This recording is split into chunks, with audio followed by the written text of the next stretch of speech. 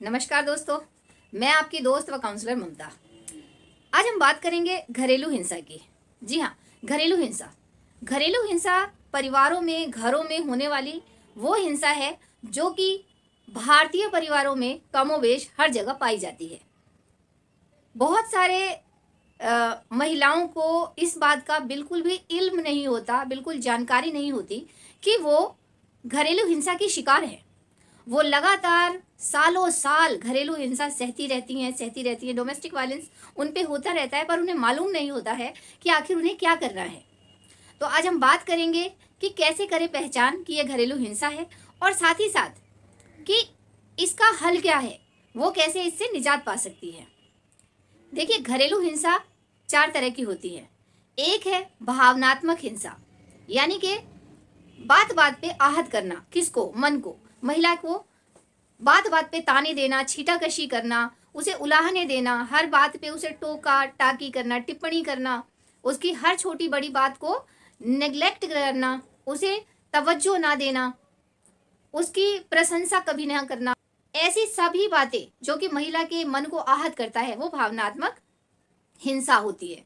दूसरी हिंसा जो है वो है आर्थिक हिंसा, यानी महिला जिस घर में रह रही है, जिन परिवार के सदस्यों के साथ रह रही है, जिन पे वो आश्रित है, वह उसको घर खर्च के लिए, उसके स्वयं के खर्च के लिए किसी भी प्रकार की धनराशि देने में बहुत ज्यादा परेशान करते हैं या नहीं देते हैं। महिला को जैसे तैसे अपना भरण पोषण करना पड़ता है या परिवार को चलाना पड़ता है। तो यह कोई आम बात नहीं है, सामान्य बात नहीं है, यह हिंसा है, यह घरेलू हिंसा के दायरे में आता है, इस पर केस किया जा सकता है। तीसरी जो चीज है वो है मारपीट, लड़ाई झगड़ा, यानी शारीरिक हिंसा, थप्पड़ मारना, बाल नोचना, मुक्के मारना, या फिर धक्का दे देना, गला दबाना और गालियां देना, चिल्लाना, चीखना, हर छोटी बात पे गुस्सा करना, फोर्सफुली उसको पीछे पटक देना या कोई चीज छीन लेना। ऐसी सारी बातें जिससे महिला को शारीरिक आहत पहुंचता है, शारीरिक रूप से उसको दर्द हो जाता है, वो हिंसा के दायरे में आता है। जो चौथी चीज है वो है सेक्सुअल हिंसा, यानी महिला के न चाहने पर भी उससे जबरदस्ती शारीरिक संबंधों की डिमांड करना, या फिर वो बीमार है, वो नहीं चाहती है, फिर भी उससे, क्योंकि विवाह हुआ है तो वैवाहिक रिश्ते के नाम पे उससे संबंध बनाना। ऐसी चीजें सेक्सुअल हिंसा में आती हैं। अभी हम बात जो करने जा रहे हैं वो करने जा रहे हैं कि घरेलू हिंसा यदि किसी महिला के साथ होती है और लगातार वो सहती आ रही है, तो उससे वो बचाव कैसे करे। आपने पहचान लिया होगा कि घरेलू हिंसा क्या है। तो इसके बचाव के बहुत सीधे सादे तरीके हैं, परंतु महिलाओं को नहीं पता। इसमें हमारे को पुलिस द्वारा 112 नंबर, 102 नंबर डायल करना है। जी हाँ, फोन से अगर आप 102 नंबर डायल करते हैं तो दिल्ली में पुलिस के पास, महिला आयोग के पास आपका कॉल पहुंच जाता है।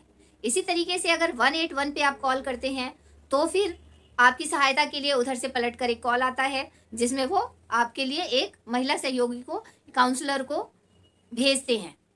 जिस तरीके की आप सहायता चाहते हैं उसके बारे में आप पूर्ण रूप से उनको बता सकते हैं और आप तक सहायता पहुंचाई जाएगी।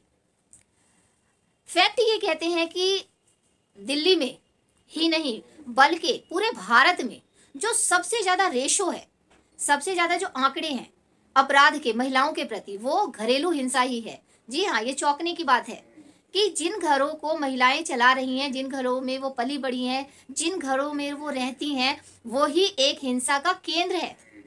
सबसे ज्यादा जो केस रजिस्टर होते हैं वो घरेलू हिंसा के होते हैं, और इसके आंकड़े आप कहीं से भी उठा सकते हैं। अखबारों में है, दिल्ली पुलिस की डायरी में है, महिला आयोग में है, महिला पंचायत में आप चले जाइए, कहीं पर भी आप देखेंगे तो जितना रेशो रेप केस का है, अपहरण का है, या फिर अन्य जो भी केस होते हैं उनका है, उससे कई गुना ज्यादा घरेलू हिंसा का आपको रिकॉर्ड मिलेगा।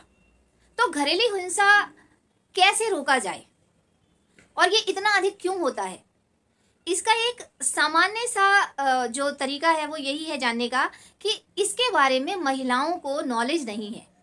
वे एक तो समझ नहीं पाती हैं, और दूसरा जो भारतीय परिवेश है जिसमें महिलाओं को शुरू से ही हम अपनी बेटियों को सिखाते हैं कि हमें सहना आना चाहिए, वही लोग आगे बस पाते हैं। यानी विवाह वाले संबंध में आगे तक कई सालों तक तभी रह पाते हैं जब वो सहते हैं, समझौता करते हैं।